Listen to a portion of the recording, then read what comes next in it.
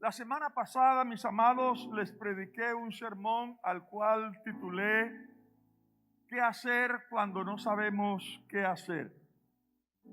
Y a propósito de ese sermón, el sábado mientras oraba llegó a mi mente y les confieso, sentí dolor por nuestros mandatarios y hasta llegué a pensar que a veces somos un poco injustos con ellos.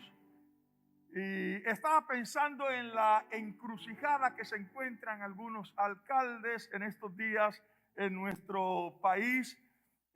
Algunos están exigiendo medidas mucho más drásticas para poder frenar el avance del COVID. Otros se quejan que esas medidas les están perjudicando. Y yo decía, bueno, ¿y ahí qué actitud es la que ellos deben asumir? Sé que para algunos es una decisión fácil, simplemente usar la lógica, usar el sentido común.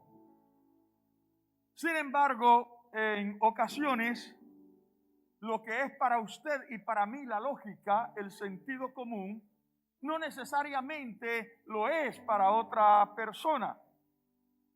Volviendo al ejemplo del COVID, mientras para unos la lógica es la salud y la vida priman sobre la economía, porque si tienes vida y salud, tienes las posibilidades de recobrar, entonces de recuperarte en lo económico, etcétera. Tiene mucho sentido, tiene mucha lógica. La pregunta es si esa actitud tiene lógica para esa persona que vive del rebusque, que el día que no puede marañar, no tiene un pan para poner en la mesa para que sus hijos coman. Lo que para usted y para mí tiene toda la lógica del mundo, pregúntele a esa mujer cabeza de hogar si es lógico cuando se habla de una cuarentena de 15 días y ella dice, ¿y con qué voy a dar de comer a mis hijos? No tengo que empeñar, no tengo que vender, yo vivo del día a día y de eso comen mis hijos. Así que lo que para usted y para mí es la lógica, tal vez para esa mujer es la peor decisión, la peor desgracia que le puede ocurrir. Y nuestros gobernantes están allí. ¿Qué decisión tomo? ¿Medidas más drásticas como están exigiendo algunos? ¿O más flexibles, pensando en la condición de otros? ¿O no hago nada? Y cualquiera de las tres decisiones tendrá la crítica de nosotros. No en vano la Biblia dice que debemos orar por ellos. Y el sábado yo entendí, de verdad, necesitamos orar por ellos porque se encuentran en una encrucijada. A veces no saben qué hacer. Y en ese momento pensé en una vieja historia. Una historia que aconteció 4 siglos antes de Cristo. Y es la historia de la espada de Damocles. Esta historia dice que había un rey llamado Dionisio y un cortesano llamado Damocles. Y Damocles añoraba la posición que tenía Dionisio. Inclusive hablaba mal de la forma en que éste gobernaba el reino.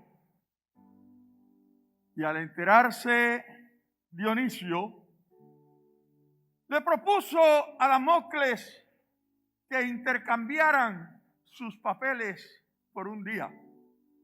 A lo que Damocles con gusto aceptó.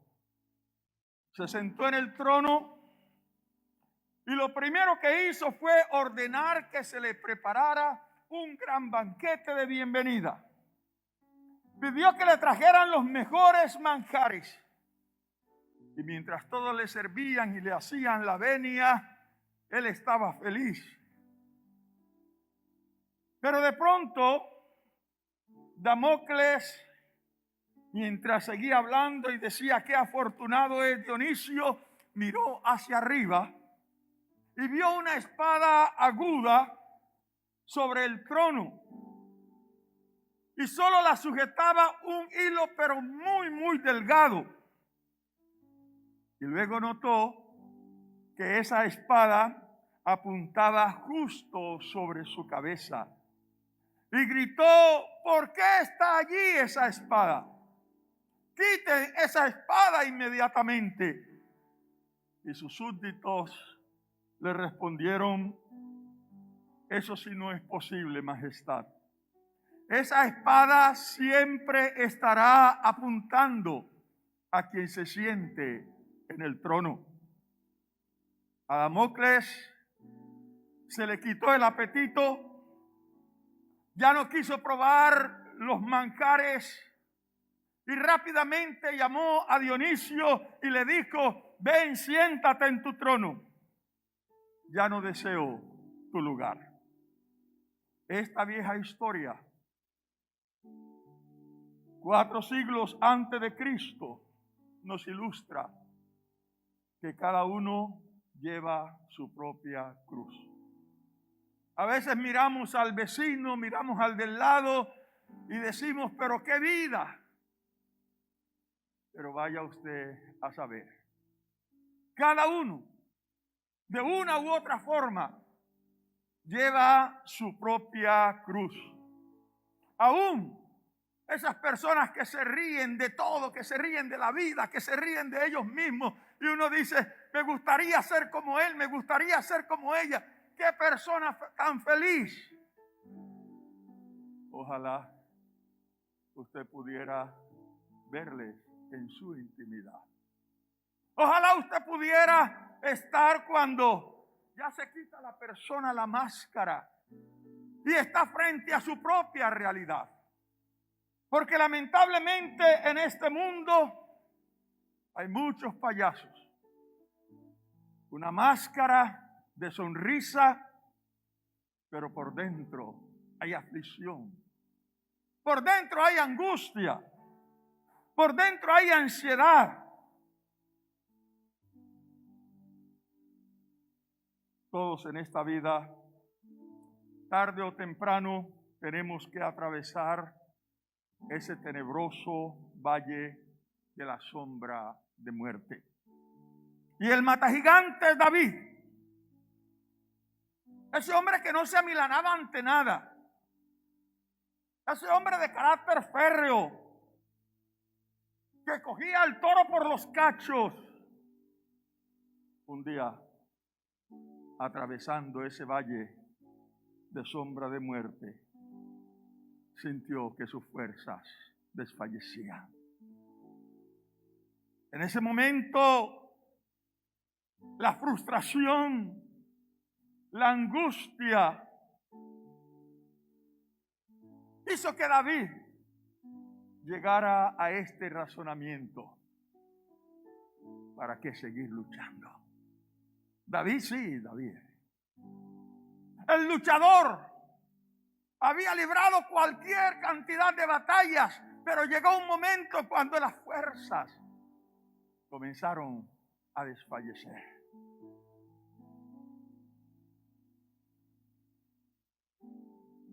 Pero esa experiencia triste, dolorosa en la vida de David,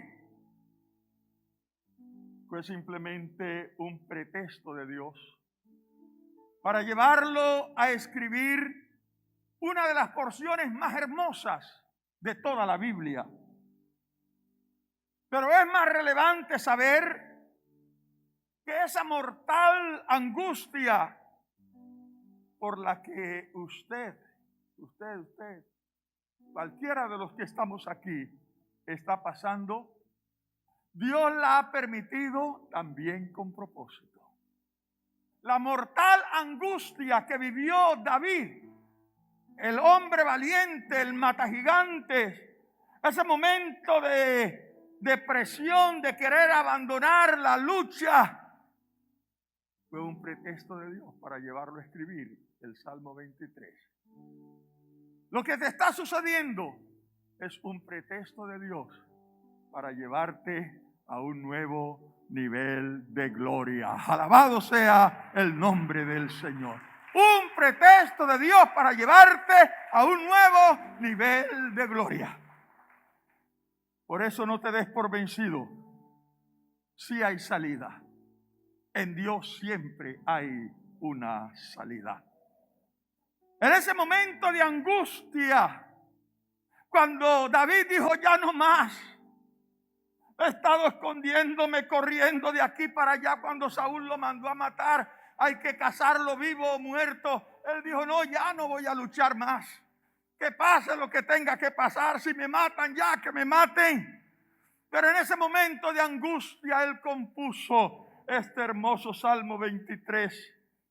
Permítame por ahora leer solo la corona de este Salmo 23, el versículo 4. Aunque ande en valle de sombra de muerte, no temeré mal alguno, porque tú estarás conmigo.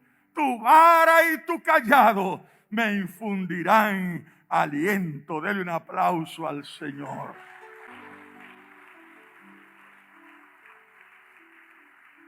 Mis amados, este versículo es como un faro encendido en una noche de tormenta al navegante que su barca se quiere hundir.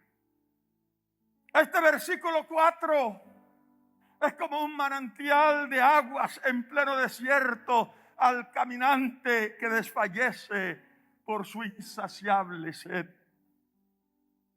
Este versículo 4 ha bendecido a muchas generaciones a través de la historia. Pero veremos solamente su esplendor si conocemos el trasfondo histórico. De por sí el texto bendice, de por sí el texto nos anima, nos alienta, pero cuando conocemos su trasfondo histórico, hermano, es una verdadera joya. Hablemos a grosso modo de ese trasfondo histórico. David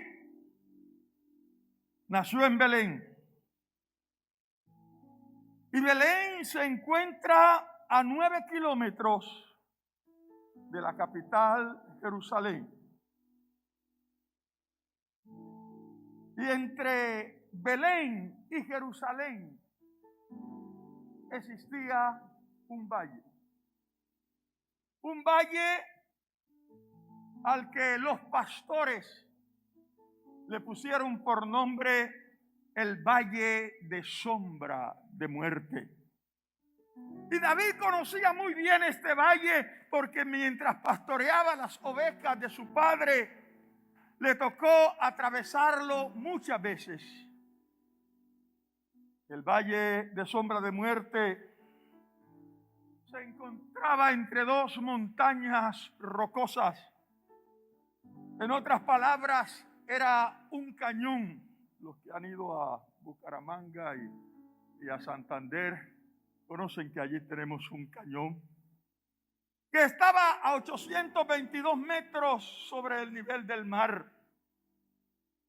Después de atravesar ese gran cañón, existía un valle de delicados pastos, aún en las épocas más férreas de la sequía. Gracias a una cascada que bajaba de la montaña, alimentaba un riachuelo y aún en tiempos de sequía seguía destilando agua y regaba la vegetación. Así que mientras las montañas de Judea, donde estaba Belén, había sequía, no había pasto verde, después del valle de sombra de muerte estaba un valle de pastos verdes, de pastos delicados, gracias a su ubicación geográfica. Pero he aquí el gran problema. Para llegar allí con el rebaño había que atravesar el valle de sombra de muerte. Y ese valle de sombra de muerte era un lugar fúnebre. Era un lugar sombrío, porque las rocas del Gran Cañón no dejaban penetrar la luz del sol y había partes que ni siquiera al mediodía penetraba allí el sol. Así que había partes muy oscuras a cualquier hora del día. Situación que aprovechaban entonces los ladrones para esconderse y luego caer sobre sus víctimas. Pero también en ese lugar, en el valle de sombra de muerte, había osos y había leones que acechaban su presa, porque algunos pastores atravesaban ese valle con su rebaño para llevarlo a comer pastos verdes. Así que estaban las fieras esperando el ganado para devorarlo. Pero por todos estos peligros, muchos pastores preferían más bien no hacer pasar a su rebaño por allí. Pero ese ganado languidecía. A veces cuando el verano era muy fuerte, morían de hambre, de sed. Pero no así las ovejas de pastores intrépidos, como en el caso de David. Así que mientras David pastoreaba las ovejas de su padre, él se atrevía a pasar por el valle de sombra de muerte. Entendía que había peligro, pero estaba dispuesto a correr cualquier peligro. Cuando David fue a llevar los quesos a sus hermanos y el rey, él se presenta para decir: yo voy a pelear contra Goliat. El rey lo miró, lo reparó y dijo: no, tú no puedes. Tú eres un muchacho. Él es un cambio, un guerrero desde su juventud. David le dijo: mira, rey, no me menosprecies. Aquí donde tú me ves, yo por defender mi rebaño he matado osos, he matado leones. Se estaba refiriendo a las muchas veces que pasó por el valle de sombra de muerte y literalmente tuvo que agarrar y matar a un oso y matar a un león por defender a su rebaño. Pero lo que origina este hermoso e inolvidable salmo es un momento de angustia en el hombre atrevido, en el hombre decidido, en el hombre fuerte, en el matagigantes. Después de matar a Goliat, ya David no es el pastor de ovejas. Pero después de matar a Goliat, vino una serie de situaciones: el celo, la envidia. Y David tuvo que enfrentar muchas batallas. Y aunque Dios lo había librado cualquier cantidad de veces, hubo un momento cuando las fuerzas de David desfallecieron. Esto para decirte, si lo experimentó David, que no lo experimentes tú. Si le pasó a David, que no nos pase a nosotros. Así que el hecho de que por un momento sientas que las fuerzas desfallecen, no es momento de tirar la toalla. Esto es simplemente una estación en este camino a la victoria. Alabado sea el nombre del Señor.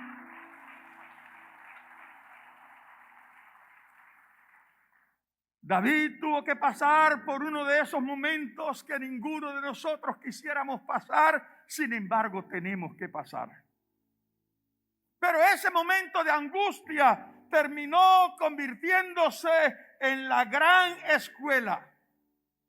En tu vida y en mi vida, esos momentos de angustia se convierten en la escuela de Dios para llevarnos más allá. Dios tiene un propósito contigo. Dios tiene un propósito contigo, con ustedes allá, con ustedes. Y Él lo va a cumplir tarde o temprano. No importa que hoy las fuerzas que estén desfalleciendo, Dios cumplirá su propósito en mí. Y mientras Él está angustiado, de pronto se acordó de la experiencia que sus ovejas, cuando Él las pasaba por el valle de sombra de muerte, ellas no iban preocupadas. Quien tenía que estar preocupado era el pastor y no las ovejas. Y Él se acordó, pero yo soy oveja de su prado, ¿por qué tengo que estar angustiado? Y es entonces cuando surge de sus labios este hermoso salmo: Jehová es mi pastor, nada me faltará. En lugares de delicados pastos me hará descansar. Junto a aguas de reposo me pastoreará. Confortará mi alma, me guiará por sendas de justicia por amor de su nombre. Aunque ande en valle de sombra de muerte, no temeré mal alguno, porque tú estarás conmigo. Tu vara y tu cayado me infundirán aliento. Aderezas mesa delante de mí en presencia de mis angustiadores. Unge mi cabeza con aceite, mi copa está rebosando. Ciertamente el bien y la misericordia me seguirán todos los días de mi vida, y en la casa de Jehová moraré por largos días. Alabado sea el Señor. Permítame centrarme rápidamente en el versículo 4, que es la joya de este pasaje. Aunque ande en valle de sombra de muerte. Él recuerda que cuando él llevaba a sus ovejas por el valle de sombra de muerte, las ovejas no tenían por qué preocuparse. Su seguridad era problema de su pastor. Aunque andes por el valle de sombra de muerte, ese no es tu problema. Ese no es tu problema. Ese no es tu problema. Ese problema es de nuestro pastor, que es nada más ni nada menos que Jehová de los ejércitos. Alabado sea el nombre de Dios. Sé que estos días han sido de angustia para muchos. Para algunos por la situación económica. Para otros por haber perdido un ser querido. Para otros ese temor al contagio. Pero el salmista hoy nos recuerda que nuestra vida está escondida en Dios. Te lo repito, nuestra vida está escondida en Dios. Y si nuestra vida está escondida en Dios, solo Dios decide cuando nos toca partir. No te estoy diciendo que no te cuides, cuídate. Anda con prudencia, pero sin caer en esa mortal angustia, porque el que nos sostiene se llama Jehová de los ejércitos. Dele más fuerte ese aplauso a Él. La segunda frase de este versículo 4 es: no temeré mal alguno. Indudablemente que el temor al contagio está sumiendo a la población en un estrés que ya está rayando, repito, en una mortal angustia. Especialmente cuando nos enteramos que uno de esos que acaba de engrosar aquella larga lista de más de 2 millones de personas víctimas del COVID en todo el planeta es alguien muy cercano. Es un vecino, es un amigo, es un familiar, alguien con quien teníamos cierta relación. Entonces parece que la angustia es mayor y el temor se apodera de nosotros. Pero qué bueno que David la tenía bien clara. Después de su mortal angustia y él reacciona, entonces él entiende que su vida nadie la podía tocar si Dios no lo permitía. Hoy vengo a decirle a la iglesia, si Dios es por nosotros, ¿quién contra nosotros?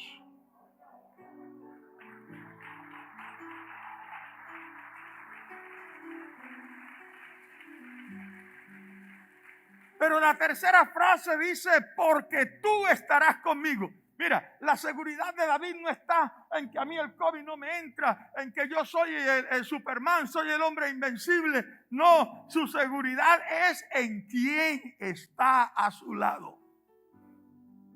¿Quién está a tu lado? ¿Quién está a tu lado? Y si Él es por nosotros, ¿quién contra nosotros? Mira, para atravesar ese valle de sombra de muerte, los pastores hubo un tiempo que se unieron. No se atrevían a pasar solos, pero se unía un grupo de pastores para pasar junto con su rebaño. E iban armados, e iban listos a pelear contra los asaltantes, e iban listos a enfrentarse a las fieras. Y entonces el uno al otro se daba ánimo. El saber que no estaban solos les daba valor. Pues yo vengo a decirte, si la compañía de otros pastores daba ánimo a ellos, cuanto más la compañía de Jehová de los ejércitos debe darnos ánimo a nosotros para saber que vamos a pasar este valle de sombra de muerte y lo vamos a pasar bien, porque Jehová es nuestro pastor y está allí para defendernos.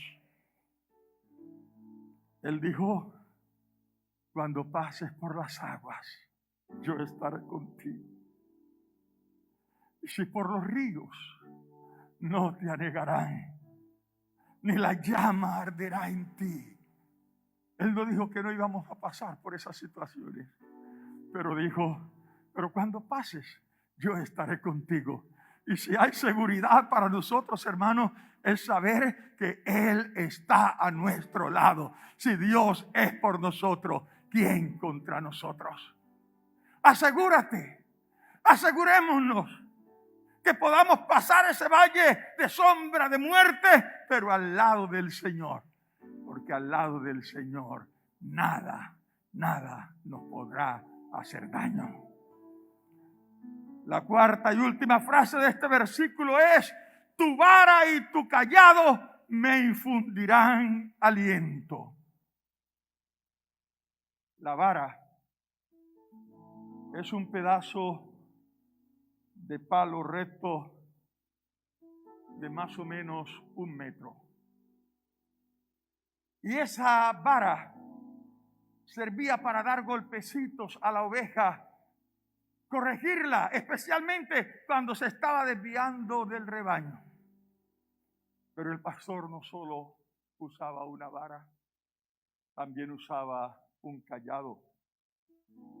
Y mientras la vara tenía 1 metro, el cayado tenía 2 metros. Y tenía un gancho. Y era cuando la oveja caía en algún hueco, con ese gancho él la sacaba. Pero esa vara le servía también de apoyo. Y le servía también para espantar las fieras. No sé. Pero la vara tenía ¿cuánto? Pero el cayado tenía el doble. No la pilló. El cayado tenía el doble. El cayado tenía el doble. El cayado es la mano extendida del pastor. Así que ese cayado está hablando del inmenso amor de Dios para proteger a su rebaño. Tú eres oveja del Señor y Él te protegerá. Y la protección que Él está ofreciendo a ti es mayor que la vara. Alabado sea el nombre del Señor.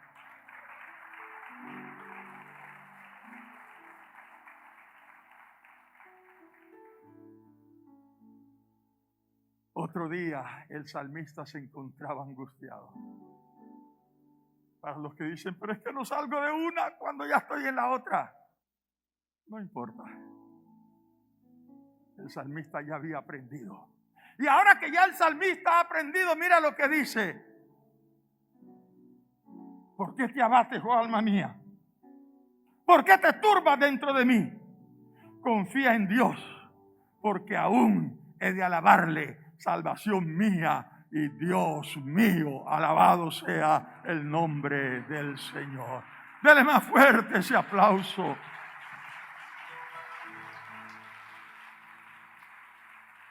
¿Qué nos enseña el Salmo 42:5? Que hay que aprender de las experiencias. Un día, frente a la situación adversa, él se desplomó. Pero ahora que ya aprendió, entonces él le dice a su alma, ¿y por qué te angustia? Mira de la que te sacó ayer. Mira de la que te sacó antes de ayer. Mira de la que te sacó hace 2 horas.